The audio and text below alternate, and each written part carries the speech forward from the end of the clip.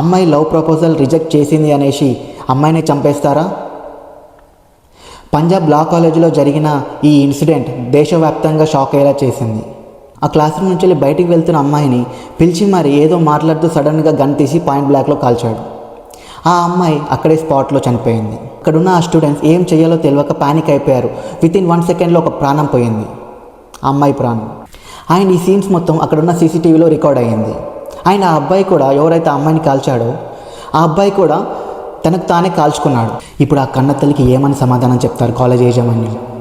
కాలేజ్కి వెళ్ళి వస్తా అమ్మ అని వెళ్ళిన అమ్మాయి ప్రాణాలతో రాకపోతే ఆ కన్న తల్లి గుండె ఎంతలా తరుక్కుపోయి ఉంటుందో ఆలోచించండి కొంచెం. ఆ గన్ కాలేజ్ లోపలికి ఎలా వచ్చింది? కాలేజ్ సెక్యూరిటీ ఏం చేస్తుంది?